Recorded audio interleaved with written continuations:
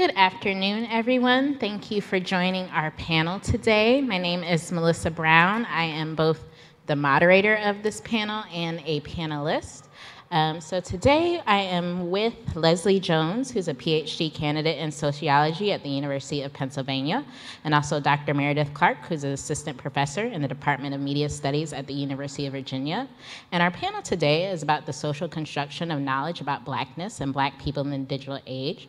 Additionally, we bring to light the ways that Black women and feminists contribute to and help shape contemporary cultural intellectual thought in digital and news media. So our ordering today is going to be Leslie first, followed by myself, and then we will conclude with Dr. Clark. Thank you all for coming.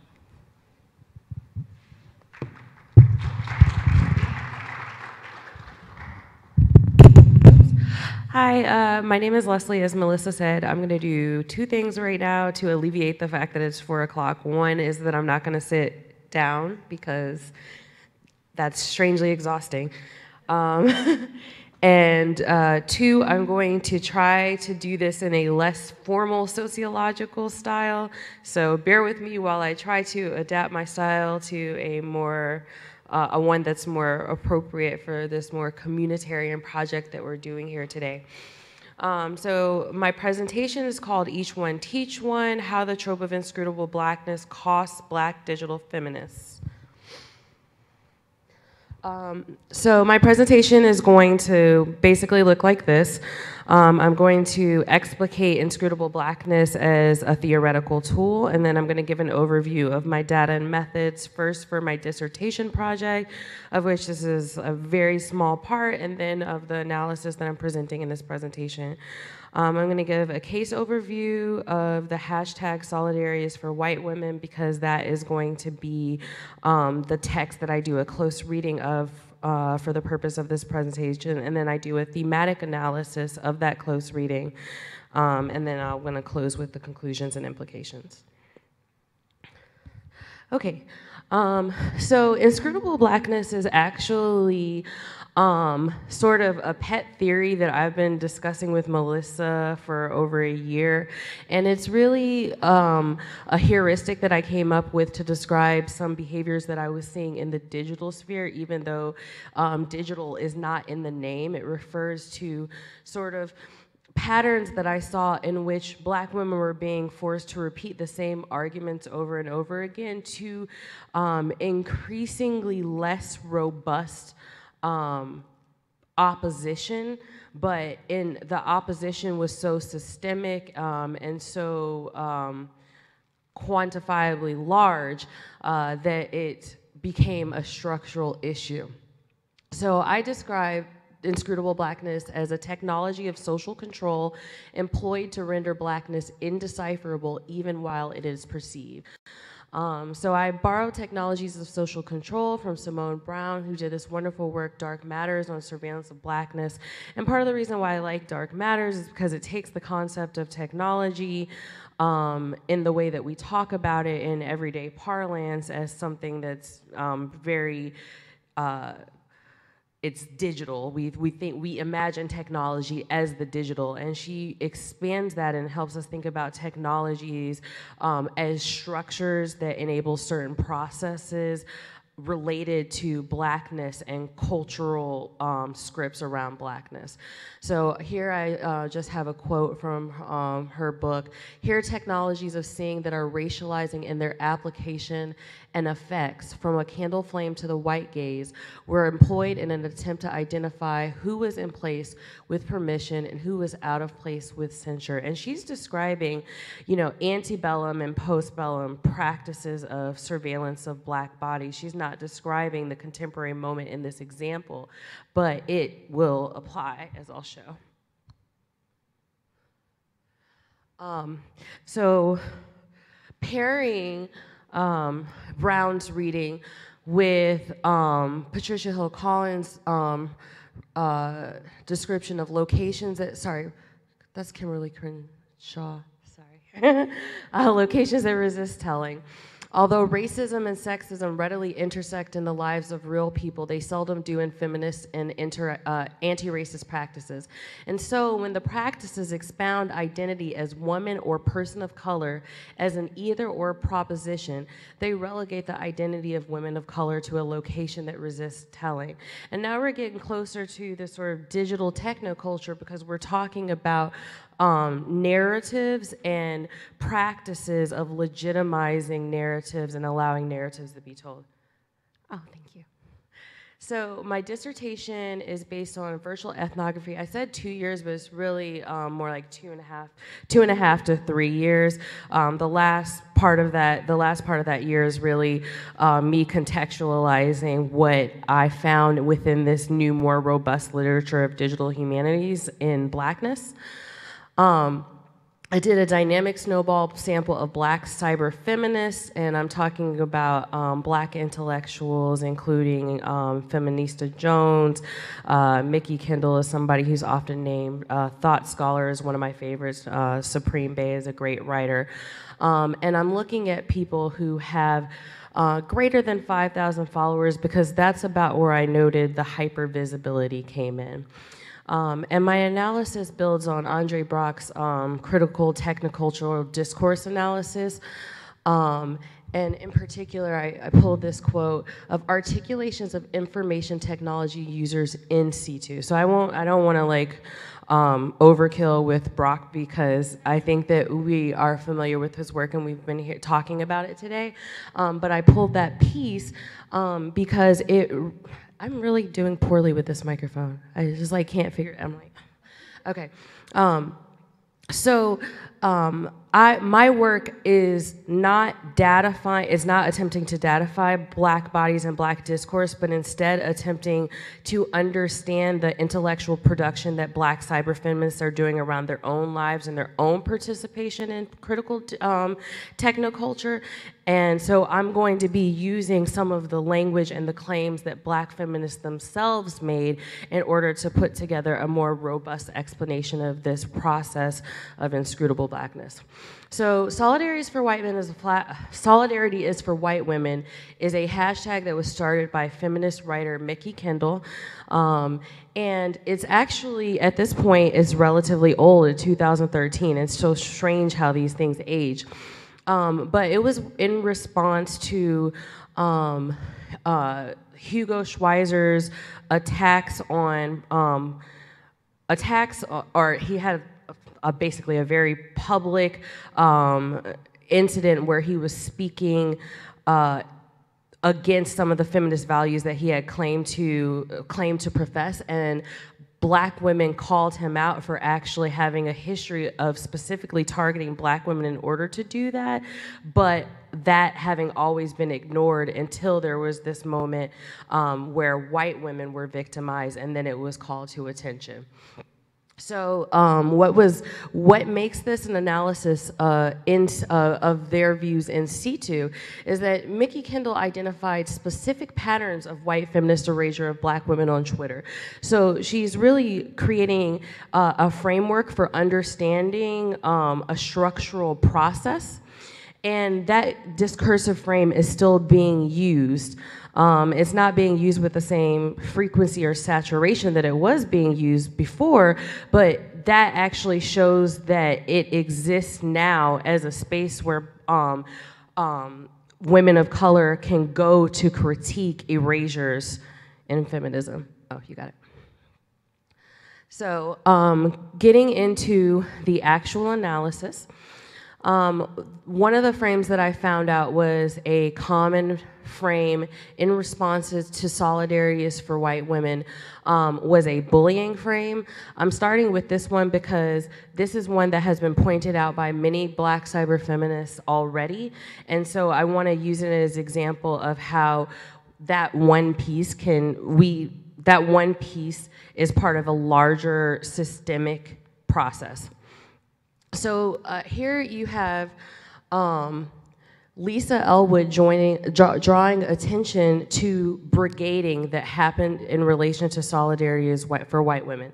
So what happened is that women actually went to Reddit to tell on the Black feminists that created this hashtag in order to motivate people to come and saturate the hashtag and basically make it silenceable. And I actually have it in my notes what that exactly says, but the comment is saying solidarity is for white women is a problem for feminism, and we've got to get this crap off the front page. So what are we going to do to systematically just fill it with trash until it's no longer relevant?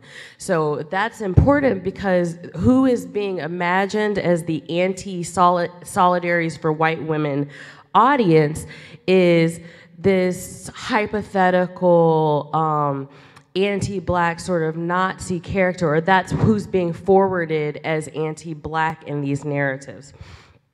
So here, this account that was created just for solidarity is for white women is saying, it is pretty difficult to take you seriously when all I see is the huge chip on your shoulder.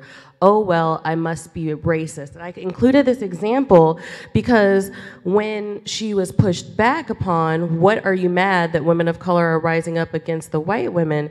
The response that she got was, "Dem oppress us."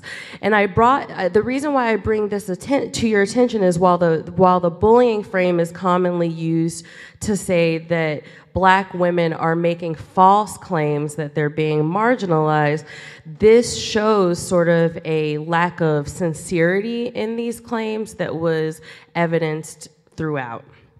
And then, of course, we have the example of women of color need not attack the hand that feeds them, which positions women of color as attackers and bullies. So the second process that I found of creating sort of inscrutable Blackness is denying the specificity of the claim. So this is what happens on social media when hashtags are put in conversation with one another. Whenever we have a hashtag like solidarity is for white women, people will reference previous hashtags. I believe, for example, that Fast Hill Girls came first before this. The dissenters will continue to suggest that this is just about, for example, skin color, or this is just simply about a very generalized racism that we can't put our fingers on, despite the fact that, as I pointed out at the beginning with my data, Mickey Kendall makes a very specific lengthy thread, which I haven't included here, of specific structural examples of white privilege. Then there is an undermining of interracial coalitions. Here, we have accounts that are actually bot accounts, which is why I brought them. So basically what I did when I went through and searched for all these tweets and did a content analysis of solidarity is for white women tweets, I also checked to find out when these accounts were created. And these two accounts were created on the day that solidarity is for white women was created.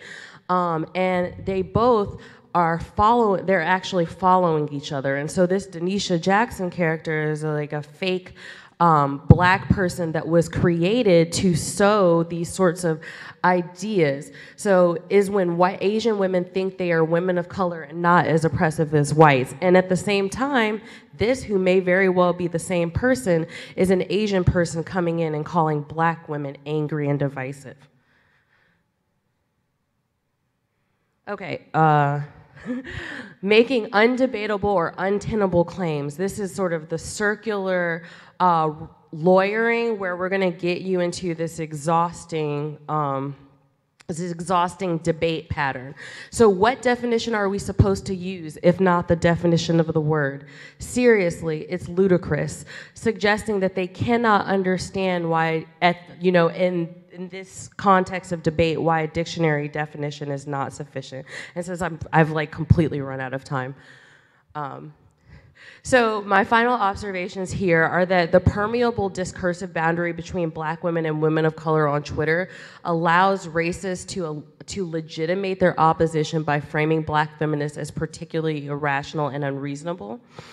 Racists employ Twitter platform affordances to implement inscrutable Blackness strategies. And inscrutable blackness functions on Twitters in ways that mirror digital misogyny. And I'm going to leave it to the other presenters to explicate what I mean by that. So you can just skip all the rest of it, which I think is just one slide.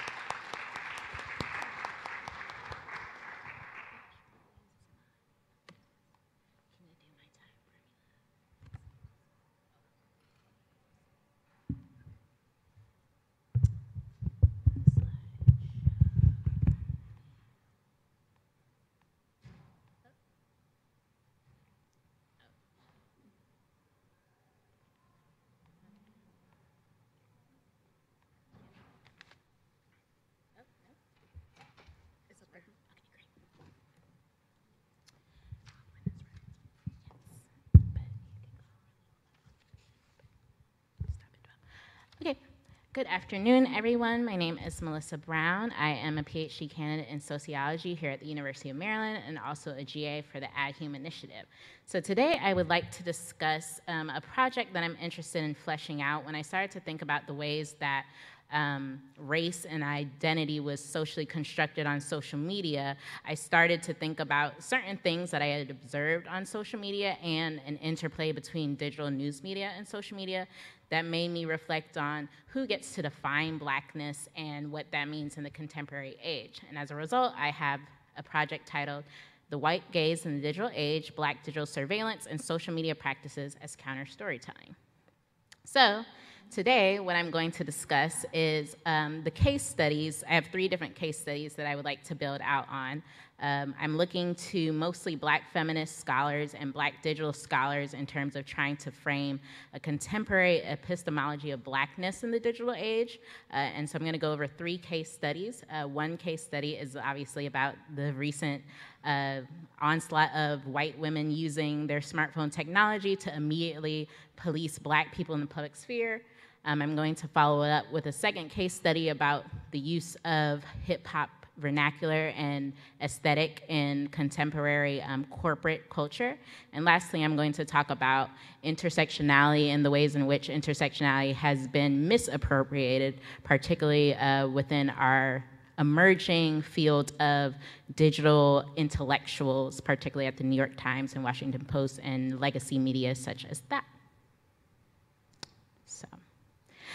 So if you've been paying attention to the news, we've seen a recent increase in a type of policing wherein white women specifically deploy the police when they feel like Black people are out of place and they're not supposed to be there. So right before I walked in here, I found an article that listed out 25 ways that Black people have recently been reported to the police for just living, which includes occupying a table at Starbucks, browsing for prom clothes, returning merchandise, golfing, barbecuing in a park, napping, redeeming a coupon, and you're getting the sense that Black people are being policed simply for being human in a physical space. So I'm thinking about the ways that this isn't a new problem, right? This is a historical problem, and furthermore, it's a problem that reflects the idea about who gets to define what Blackness is, what Blackness does, and when that concept of Blackness applies to a person, especially in terms of thinking them as a danger or a threat. And I'm interested in looking at the ways that surveillance technology practices have been modernized, especially through smartphone and social networking technology. But I'm also interested in the ways that Black people respond back to these surveillance technology practices by using usually social and digital media in order to speak back. So the questions that I would hope to answer once I expand on this analysis is, first, what function does surveillance technology play in enabling the racialization of Afro-descendant people in the context of digitally mediated information exchange? Secondly, how do Black people appropriate surveillance technology and social networking sites to contest the gaze, framing, and imagination of Blackness propagated by dominant society? And finally, what are the material and conceptual relationships between contemporary and historical surveillance technology practices and resistance to these practices? So in general, I'm wanting us to think about the ways that, first, knowledge is a racialized social construct. particularly knowledge about race and racial identity. And furthermore, that racism is a system that requires this perpetuation of knowledge, and media technology specifically enables the dispersion of certain types of knowledge about Blackness. So, I have a wide range of guiding literature that I'm looking to. I'm originally a descendant of Jamaican people, and so my parents informed me about Orientalism from a very early age and the importance of colonialism in thinking about contemporary Blackness, right? I think we have a tendency as digital scholars to start in the now, but the discussion that I'd like to have today about the ways that what we're seeing in the digital age is an ongoing reflection of a colonial project and what Blackness has to do with that. And I'm specifically interested in the way that colonialism and controlling images that arise during colonialism have fashioned this identity of the Black boogeyman. And this is specifically about the ways that Blackness is viewed from the positionality of whiteness. And furthermore, through the use of this Black boogeyman, it's enabled the justification of the prison industrial complex, specifically by using the racializing surveillance that was theorized by Dr. Simone Brown. But one of the great things about Black digital humanities is that we can't just leave it at this problem, right? Black people are able and capable of developing some type of resistance to the ways in which dominant society has framed their Blackness. And digital technology has been a really useful asset in doing that. And so I look to all my Black digital scholars here with me, as well as everyone listed in the tiny font at the bottom, in terms of the ways that we can think about Black people being capable of using the same technology deployed against them to speak back and push back against the construction of Blackness as we know it. So my 3 case studies, and these case studies are trying to give a hint about like the multitude of ways that different concepts of Blackness arise, and then the ways that Black people then use digital technology to deconstruct those conceptualizations of Blackness.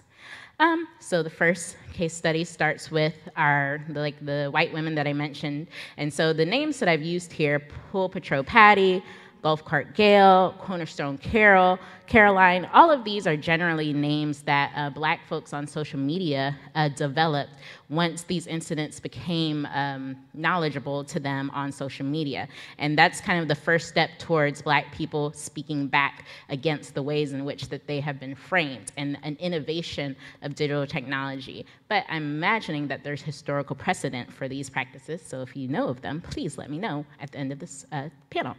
So what I'm trying to get at is that colonial logic is what drives the ways that we police Black people in the public sphere. So historian Kevin Mumford talks about the ways that law and the public sphere was shaped in the early 20th century based on white women's entrance into the public sphere. So as white women left the domestic sphere and started to enter the labor force, there needed to be new rules about white women's engagement in public spaces. And so with that comes a reinforcement of racial politics, particularly racial politics between engagement between white women and Black men in the public sphere. And within this context is where the Black boogeyman arises. And so one argument that I have is that, not even that I have, but that I'm relying on from people before me, is that media technology helps spread this racialized knowledge. So in the 20th century, we had the Black boogeyman in newspapers. So race riots, for example, were often triggered by media misreporting or outright fabricating incidents of violence between white women and Black men. And this also arises in film. So for example, we have Birth of a Nation, which specifically used the tropes of the Black boogeyman to arise anti-Black sentiment in the post-slavery days.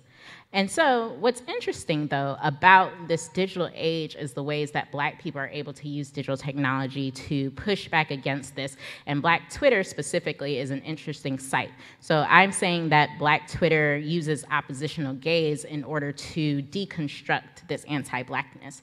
And the meme that we have to the left the woman initially dubbed Barbecue Becky, has been turned into a caricature of herself. So the caption here reads, "When nobody eats your raisin potato salad at the cookout," which kind of references back, I guess, a Black cultural knowledge about white women's cooking that implies that white women aren't the best, particularly at potato salad. And so that's just one incidence of the ways that Black people have used signifying and playing the dozens in order to contradict the construction of Blackness that Barbecue Becky initially constructed, which is that these people should not be in this space, and I can use law enforcement to help them be expelled from this space that I don't feel that they should belong in. And another practice that this is interesting because of the ways that it typically does harm to marginalized people is the use of doxing. So my favorite thing when these incidents go down is someone puts up a picture of the woman and they go, "Black Twitter, you know what to do," which kind of is a call to action to make the consequences of this person's actions real to them, right? So I think one of the things about these incidents in prior times was the fact that there was no immediate recourse. There wasn't really a means or a way to make these consequences real for people who deployed these actions. The second case study that I'm interested in is the ways that social networking sites have been turned into listening devices, particularly around Black culture. So to the left, we have an image of the Hamburger Helper mascot recording his mixtape. And at this point, I believe there's been 2 hip-hop mixtapes released. Thank you.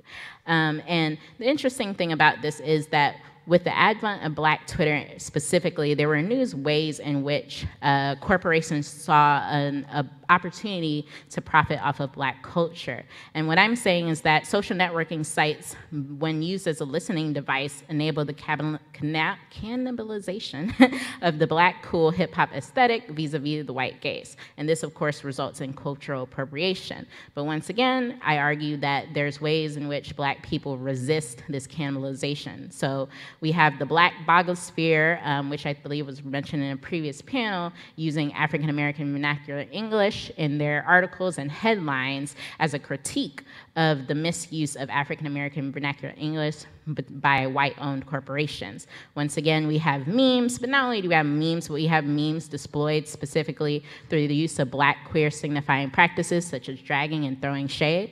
And then finally, we have Black Twitter as a space where people can directly target these writers and publishers. So where I think what followed Black Twitter was the professionalization of Twitter.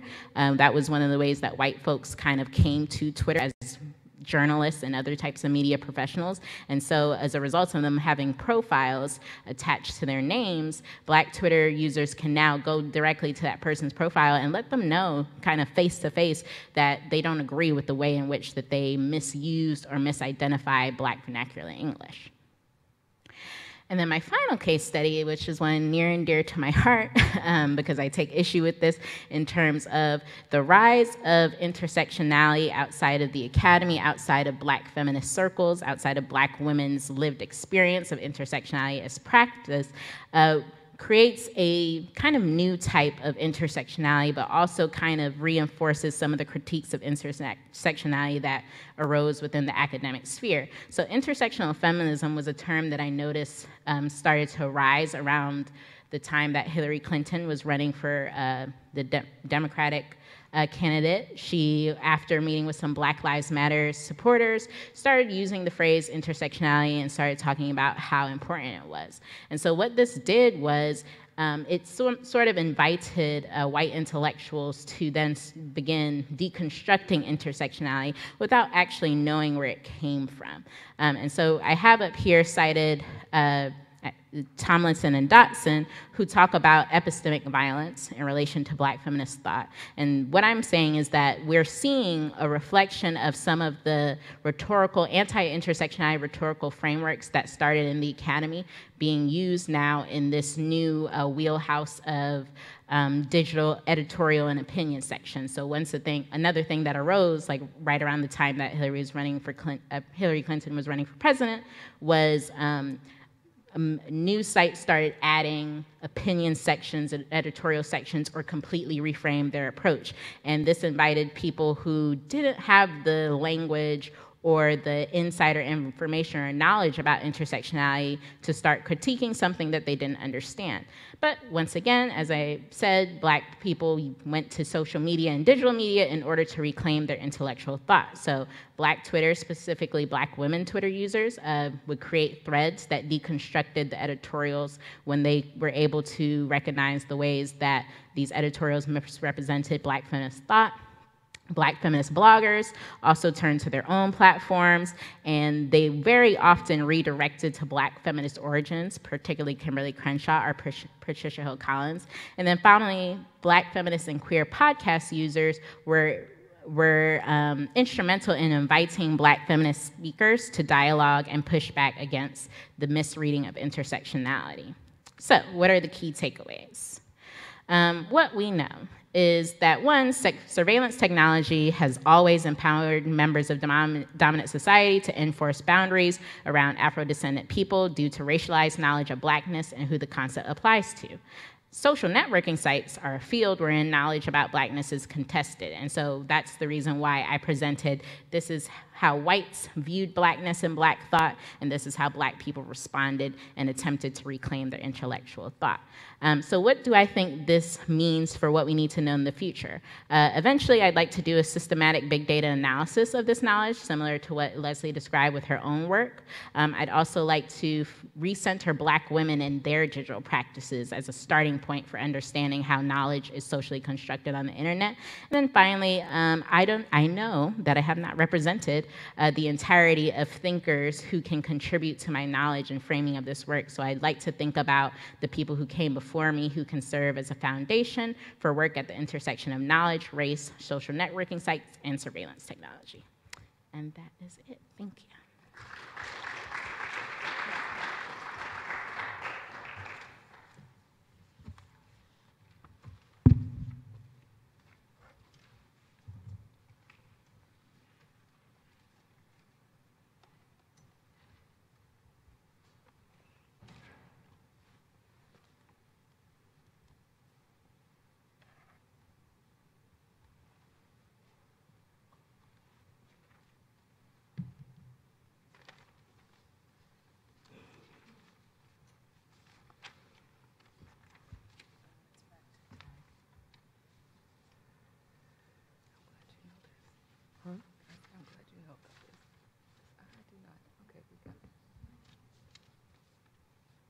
Oh gosh, I'm like, I've It's previews.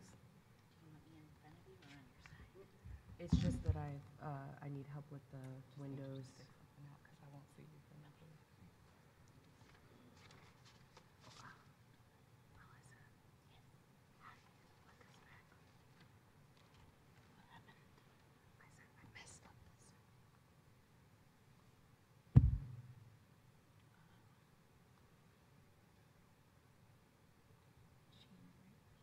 Like, do you see? Like, it's on there, but it's not actually. It's not mirroring the way it's. Oh, there it goes. Okay. Sorry, you all. I'm a Mac user. There we go. Okay.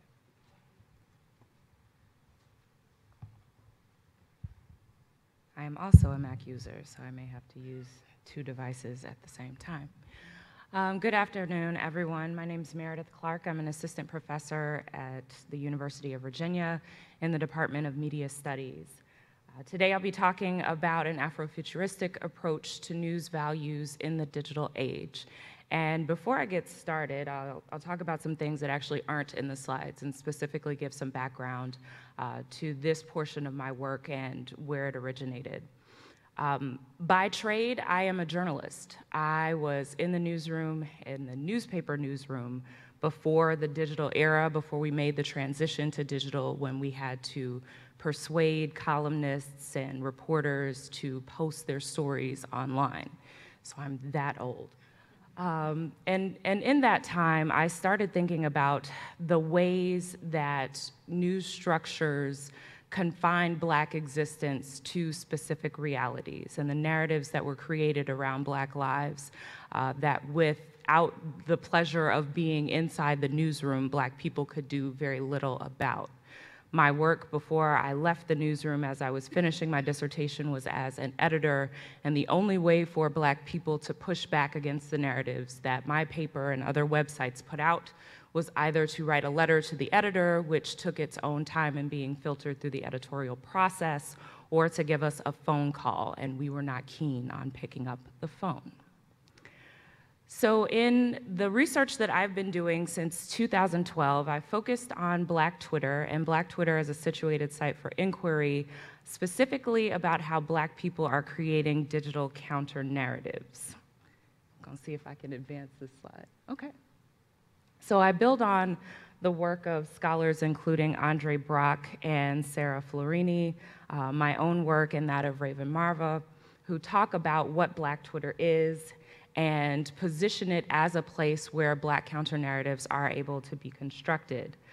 The work that I pull upon for this particular project, and what you are seeing here is what will be chapter 5 of the book that I'm working on, has to do with 6 years of in-depth interviewing, my own participant observation, content analysis of news stories that discuss Black Twitter and its online phenomena, discourse analysis of conversations that take place on Black Twitter, and narrative inquiry. There is a great deal of secondary qualitative analysis. A lot of this work was done for specific projects. The most recent one was a project for the Knight Foundation that positioned Black Twitter as a news subculture, a place where Black people could gather together to talk about news and share news in different ways.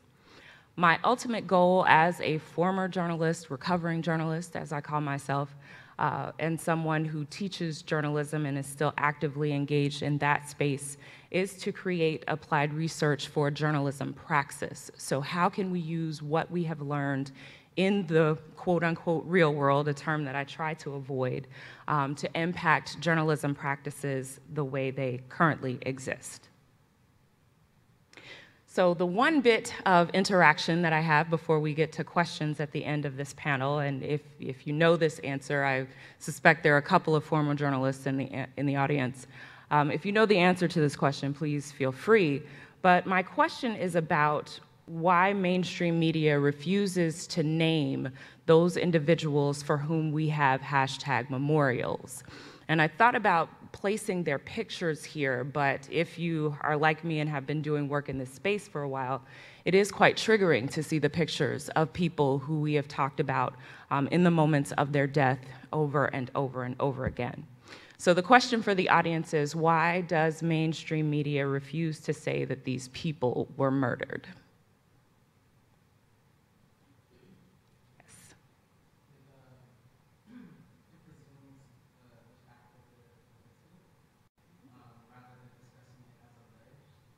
Okay, so a presumption of fact about the incident. All right, I saw another hand. Yes.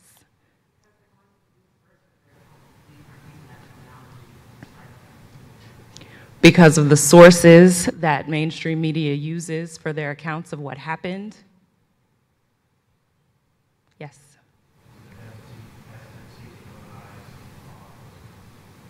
Because it has a tendency to villainize officers. Okay. All legitimate and correct answers, I would say. If we were in my classroom, I would say yes, these are definitely some of the reasons that we find that mainstream media refuses to say these individuals were murdered. But without the lack of a conviction, it is a structural force that keeps mainstream media from saying that these individuals were murdered. And I'll read from you from the Associated Press Style Guide, which is the basic convention for most mainstream media outlets. The AP Style says that homicide is a legal term for slaying or killing. Murder is malicious, premeditated homicide. Some states define certain boundaries as murder if the killing occurs in the course of an armed robbery, rape, etc. Generally speaking, manslaughter is homicide without malice or premeditation. And here's the kicker. A homicide should not be described as murder unless a person has been convicted of that charge. So what we have here is a system of power in place that is reinforced by fear of being sued for libel, fear of being held responsible for labeling a certain person for committing a violent act and describing the very nature of that act. And this is something that is reinforced by the hierarchy of influences that we see in journalism.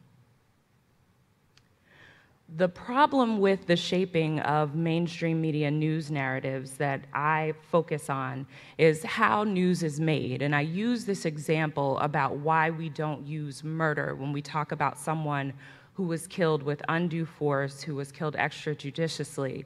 And I focus on a couple of frameworks that have been introduced in journalism studies. The first one is the hierarchy of influences model, which Pamela Schumacher and Stephen Rees came up with in the late 1980s, early 90s, if I'm not mistaken. They've updated this model as late as 2012 to focus on some of the digital influences in the space. I like to consider how the hierarchy of influences model interacts with a Black feminist epistemology, where we recognize and name that the influences model that seems to shape most mainstream media does indeed cater to the interests of elite white men. When we think about news ownership, mainstream news ownership, the advertisers that invest in the space that mainstream media needs in order to operate, and then those people making editorial decisions, we are trying to uphold their values. So this is a picture of the hierarchy of influences model. You can see the ideological, sociocultural, oh, you don't have that one, let's see. Thank you. The ideological, sociocultural forces on the outside, the extra-media forces, and the ones that I'm specifically interested in with developing new techniques for journalism have to do with the media routines and the individual. Journalists are taught to be, quote unquote, objective, a concept that I have a problem with, as literature has pointed out to us. Donna Haraway, for instance, talking about the view from nowhere that journalists are supposed to be using, which defaults to a white racial frame, in that the way that life is viewed through white eyes is the way that life actually exists. We know this not to be true. The hierarchy of influences model tells us that journalists bring to their work all of their background, the experiences that they've had, and the educations they've had to bear on their reporting. So in my work, just positioning where I am in this, with a journalism background in doing digital ethnography and a Black feminist epistemology, I focus on some of the practices that we can introduce from Black Twitter's critique of mainstream news media narratives in digital spaces. And I'll talk about Black Twitter, or have talked about Black Twitter and its levels of engagement, but what I focus on is this process of Black digital resistance, the 6-stage process of people talking to each other and sharing information in ways that help them push back against mainstream media narratives in real time. What I'd like to introduce in my chapter is an approach to critical cultural journalism and critical cultural journalism studies. As we see the field right now, critical cultural thought is pretty much in one school and media effects research is in the other, and the twain shall never meet. It is time. The digital requires that we think about the two meeting together and how they can benefit from one another. And so I think of this in two ways. I think about it as a journalistic approach to storytelling that intentionally considers structural oppressions inherent to US mainstream news media coverage of disempowered groups. And I think of it as a narrative form that actively critiques mainstream media frames and engages historically marginalized people, communities, perspectives, and groups in the recentering of their own news narratives. Some scholars who are doing similar work include Nico Carpentier. I believe he's at Uppsala in Norway, if I'm not mistaken. He's introduced a 4-tier multi-effect model that considers internal and external material and discursive properties in the dimensions of mediated power. So how do we deal with both the conversational and the actual material effects of media? How do we deal with the internal influences and the external reception of these two? And he's put forth a model that bridges media effects research approaches and critical cultural frameworks to consider about how the power of mass media impacts our material realities. With my own scholarship and talking about Black digital resistance, I'm going to pass by this really quickly. The thing that I want to think about is a quote that Brittany Cooper highlighted in Barbara Christian's work about the way that Black women in particular theorize. And I think about our theorizing being in these narrative forms, in the stories that we create, and how journalists and mainstream media news organizations can learn from the stories that we create in real time as part of our digital counter-narratives. So taking some inspiration from Dr. Cooper, I'm going to skip forward 2 slides here. I'm thinking about what is a Black feminist account of cultural news values. Historically, we have Herbert Gans, who spent about 10 years in US newsrooms talking about the cultural news values as he saw them when he was watching predominantly white men shape news. What can we think about when we position Black feminists and Black feminist thought at the center of the construction of our news narratives? Some of those values that I have learned from the individuals whom I've worked with and study include accountability. And what example of this is something that Jamie Nesbitt Golden told me about the emphasis that mainstream media has on always being right and the fear of being corrected, particularly in public spaces. So thinking about accountability as a value that bonds us to community and being held responsible by that community in a way that is both restorative and takes us into account with the community that we serve, not just the news organization that we serve. I also think about authenticity, and something that Josen Cummings, who used to work for Twitter, mentioned in an interview that we had, thinking about the exposure that journalists can give themselves as real people, as folks who are not just these professionals who are somewhat sterilized and removed from the world, but people who live and work in the same communities and tell us about the experience they've had that shaped the coverage that they give. The last 2 are historical context and credit, which I'm willing to talk about as we engage in conversation because I'm out of time. But those are just a few of the things that I'm thinking about in terms of shaping some new news values based on Black Twitter's practices and creating digital counter-narratives in real time. Thank you.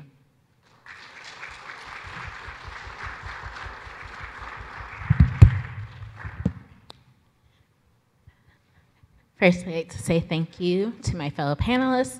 Do you guys have any questions for each other before I open it up to the floor?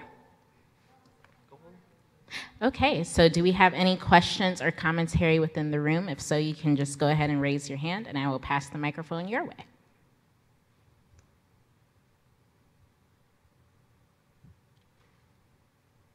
Anybody willing to be first? Thank you.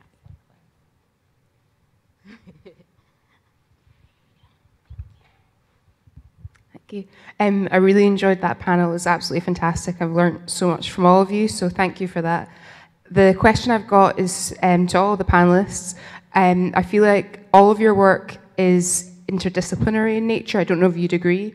And I feel like one of the themes that's emerged as part of the conference is this call for more interdisciplinary work and work that's also applicable in terms of how we train practitioners, whether that's journalists or people in other settings. So I just wanted to know more about your thoughts on how we design curriculums with this in mind, and what you think we could be doing in the classroom to ensure that we're not just speaking about this at a theoretical level, but as you say, we're training people to think about being practitioners and journalists with all of this in mind.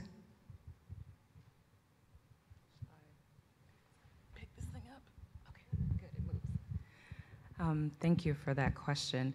From my perspective, one of the things that I think about is how relevant is our scholarship if we don't have application outside of the institutions that we're within.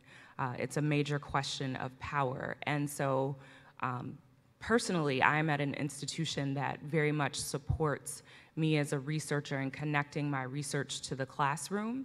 And when we get that encouragement, as our mentors in the field say, to make sure that you make those connections so that you kind of save yourself some time as you're doing the research. I am working to develop a class around critical cultural journalism. And we'll be developing some materials and would love if y'all adopted them for your classes. But looking for a number of ways that we can workshop the work that we do. So when we get together in these sort of groups, are there workshops where we can train one another on what we have developed and making actual application of it?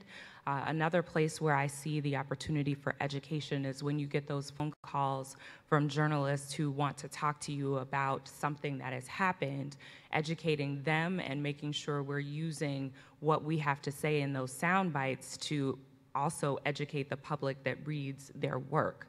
And then the last thing I would say is, as we've all touched upon, using the social media space to educate people in real time, there's the opportunity to reach far more audiences and people who are never going to be in college classrooms, people who are never going to come to professional workshops that we can hold, that have the opportunity to be a part of the education, to contribute to the education, and to apply it by our sharing it in these social media platforms.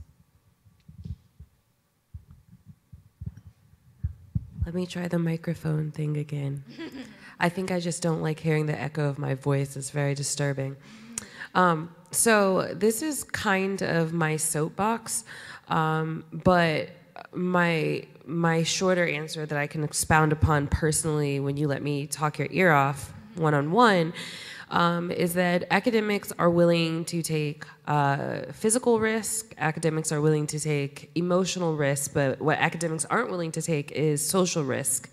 And that social risk of being accountable to the people that we're talking about on panels, where people that we're theorizing about and whose work that we're claiming to engage with can actually critique our rereadings of our work and push back against it, and putting ourselves in the socially and professionally dangerous position of being available and open to critique by Black content producers is really the only way to have an ethical practice that's rooted in community.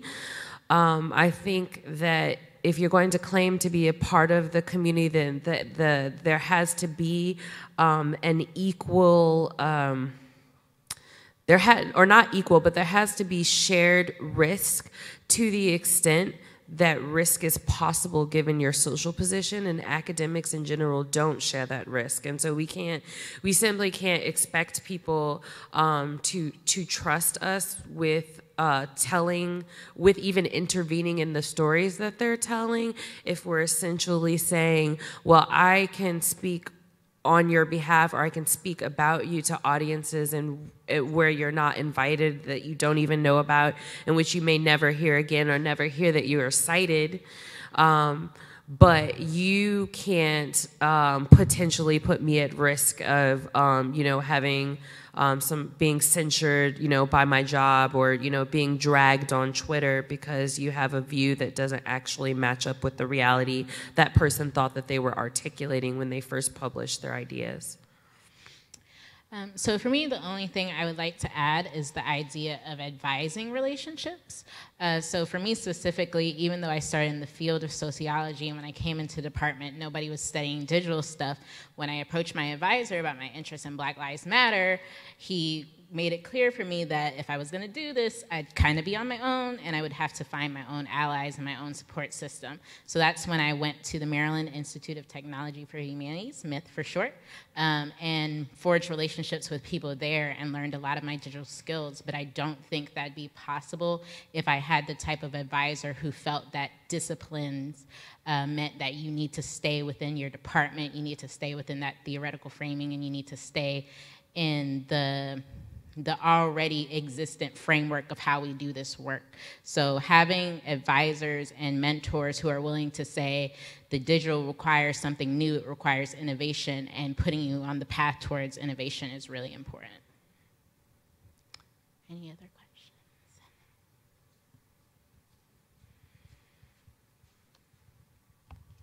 Thank you for those papers. They were, whoa, it is interesting. Thank you for those papers. They were really evocative and provocative. And I wanted to try to put in conversation Leslie and Meredith's work, because I was thinking about this question around inscrutable blackness, right, where white women pretend, you know, incomprehension, and thinking about all the cases of white women calling their personal security force, you know, by dialing 911, and the way in which it seems to me that the kind of black intervention that we are making and that we can be making could relate to this question of how journalism could be done differently, in the sense that, I don't know, the words that are coming to my mind are like nonsensical whiteness or like wacky whiteness, right? Where these women, so the golf court Gail example, right? Where she has to actually completely mishear what this person said to his son at a game. Does everyone know about? So a black father was watching a soccer game. He said, after his son was mad about a ref call, he said, "The ref is right," really loudly. And this white woman came up on her golf cart, I don't know why she had a golf cart, and said, "You can't harass, you know, the ref." I guess that's what she was saying. And then he said, "I wasn't, I was talking to my son." And she said, "I'm gonna call my cousin, you know, a cop." And so she dialed 911, and he came, and it was this whole thing about, you know, he was there to diffuse the situation, which the only person who'd made the situation was obviously her.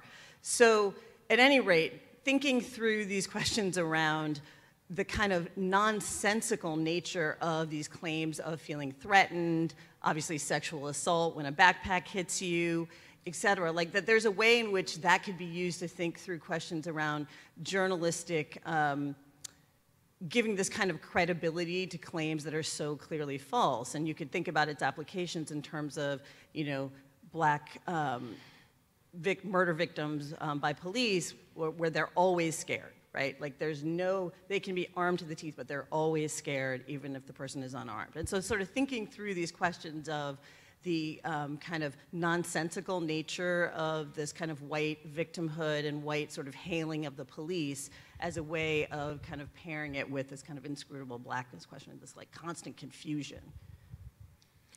I personally really like that idea, just because to me inscrutable blackness was always sort of a way to acknowledge intentionality, whether individual or collective, by highlighting a cultural script. And so I think the news is sort of the perfect case for this, because there's this robust literature about the cultural scripts that news media use. And so I think sort of our job is excavating those scripts. Inscrutable blackness is one technology through which those scripts are generated. So I'm hoping that people can use this trope or this technology framework in order to find in their data where this is happening and more clearly recognize like the work that it's doing, regardless of like what your evaluation of the worker is.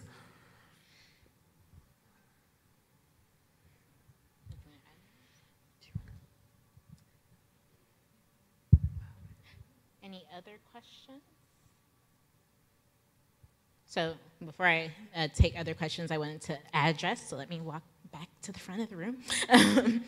So I think that is really intriguing, because I think that what we wanted to highlight was the ways that even though it gets deployed as like an ignorance, so I can't remember her name quite correctly, but there's a sociologist who recently wrote about the epistemology of ignorance, and white ignorance specifically. And so that's what I think I see, like inscrutable blackness is the product of that specific epistemology, is that if I act ignorant of the humanity of blackness and black people, and I also act ignorant of the ways that my actions are encouraging violence, then I can frame this situation in such a way way as to get the results that I expected.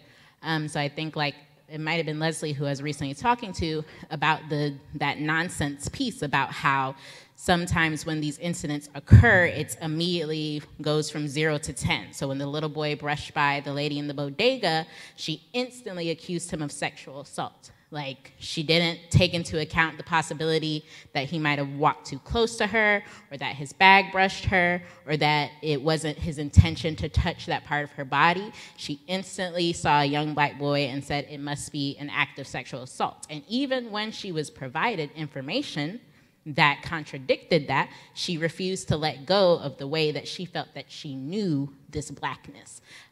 So I do think that news media, and especially what Meredith was talking about, a different type of journalism could help deconstruct this. And I think black bloggers and black news people are already getting to that. I find it interesting that, going back to my conversation about the ways that black culture is commodified, is that as these incidents start happening, white journalists are instantly prepared and ready to frame these stories. So the story that I read initially was actually by ABC News, and it was written by a white man. And I think about, too, that the most recent incident, Gulf Court Gale, that name came from a white woman. It was a white woman who dubbed the lady Gulf Court Gale. So that being said, I think that with the reality of social media in conjunction with news media, and specifically if black people's voices are centered as we deconstruct this knowledge, I think we have platforms that we didn't have before to challenge this ignorance and to say, like, we as black people get to know blackness better than you, better than what you attempt to define it as in the moments. Because what these are really about is about people trying to contest blackness, coming with it from, like I said, the black boogeyman trope versus what people know it to be, which is a young black boy who had a backpack on his back, or a young father, a black father, trying to encourage his son and keep his son in line. So yes, thank you for that. Oh, yes, go ahead and add.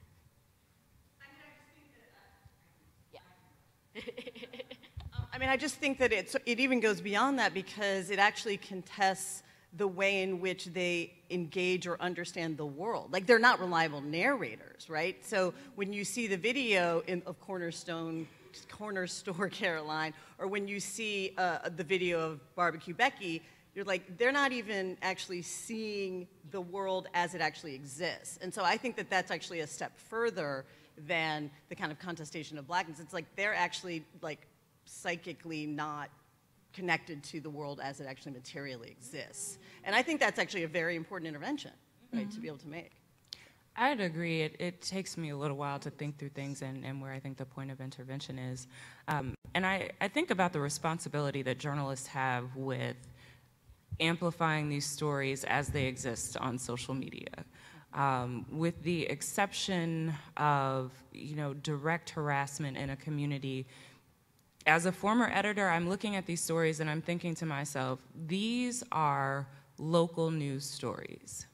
They have national implications in the sense that these are things that could happen anywhere and do happen anywhere, but they should not be the lead in your story at night. They should not be the lead at the top of your story on the website. What you have is someone who, through their own racial biases and prejudices, has singled out a single person and involved the police. The story there is, why do the police come when someone calls them on a child passing by? Why do the police come when someone is being harassed about getting to their apartment?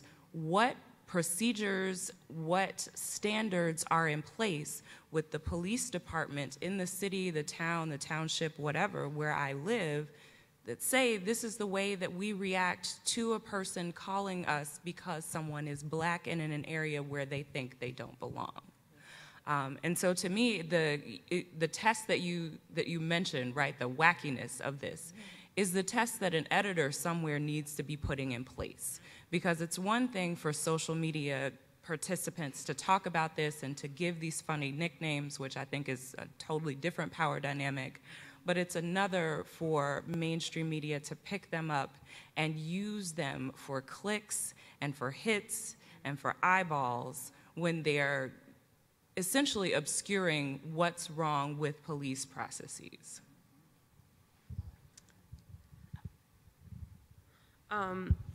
One of the things that I didn't have time to do in this presentation was talk about how curation and other types of content mediation practices that are social media enabled actually function to produce this sort of inscrutable blackness, because some of the stories that we're hearing about, like the barbecue, are they are actually crowding out stories about, like, the girl who poisoned her black roommate, who poisoned somebody that she lived with, who is part of her student community, this wasn't a stranger. That story has almost completely fallen off of even this conversation about,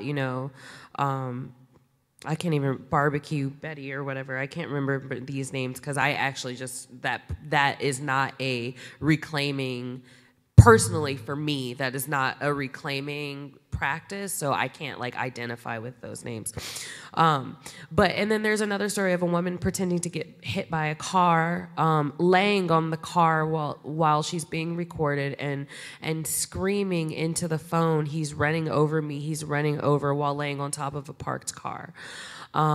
These stories are still being broken by individual social media users, sometimes on Facebook, who then go to Facebook jail for days later. These are not the same stories that media agents. So that's the other question for us as academics is what strategies are media using to choose which stories they don't tell? Because there's something going on in the stories that they choose not to tell, and how they decide that they're not sufficiently sensational, or they're too hot buttony, that I don't think that we have quite figured out in the way that we've articulated how they do choose. Great, thank you. So my question is actually about what you guys have all three of you really have touched on already a little bit, but the role of humor on Black Twitter, because to me sometimes it makes things literally feel livable, but at the same time I see exactly what both Dr. Clark and Ms. Jones have said, where it's smoke screening the major problem. So I'm just curious to pick your brains about sort of what the line is there. Sorry.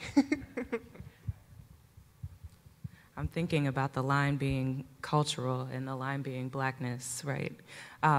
It's one thing, I think, for Black people to use humor to cope with the very specific interactions that we have with racism, and to use it as part of our in-group coping mechanism. We are tired of this. We know that we're tired of it. There is no way other than either screaming or punching someone in the face, and neither of those are acceptable for us to deal with it, than to employ humor. And where I see that becoming a problem is where Black humor gets commodified, where all of a sudden this is funny, and because it drives traffic, it gets more attention and it gets replicated, and then it gets taken out of the in-group and it's available for mass consumption. And the mass consumption, the people doing mass consuming, don't have any appreciation, they don't have the frame of reference that they need, and they don't understand that at the core of this humor is a very sad truth. And in this case, we're talking about the over-policing, over-surveillance of Black bodies, Black existence. I appreciate the humor, I do, because there is no other way to cope. I do enough screaming at the president, so I can't take anything else. But I am very concerned about how people outside of specific cultural groups do not have the ability to translate what is actually happening when the humor is being applied.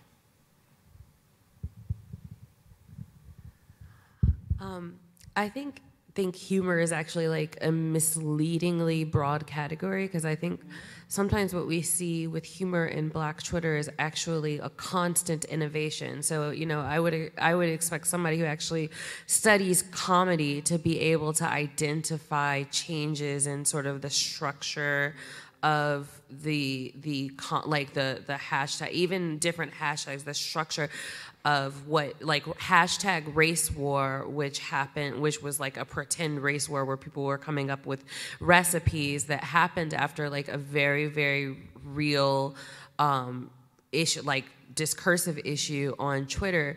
That was a very, very different type of signifying than this sort of creation of like these nicknames.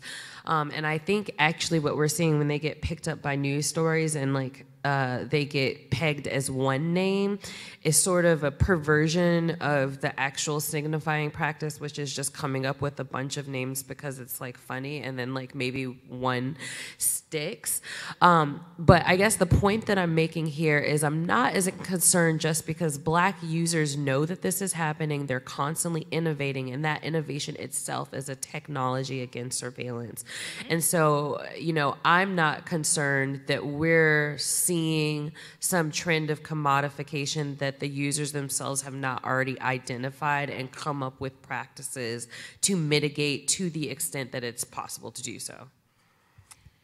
Yes, and so I think the only thing I would like to add is the idea of reinforcing that the dominant society uses social media as a listening device, and I think I can echo what Leslie said about the idea that Black Twitter users, Black social media users are always innovating. So I remember a time before social media when African-American vernacular English would transition to white society would often be through like music on like pop radio, but it would be like 2 or 3 years old, the songs and the music. So then what would end up happening is once white people started picking up on something, Black people would be like, oh, that's over, right? And so I think like there's a similar process in the way that the humor is innovated on social media is once that Black social media users are able to identify that it's being commodified, then we kind of move on to a new process, recognizing that surveillance has taken that particular tactic away, and then we return to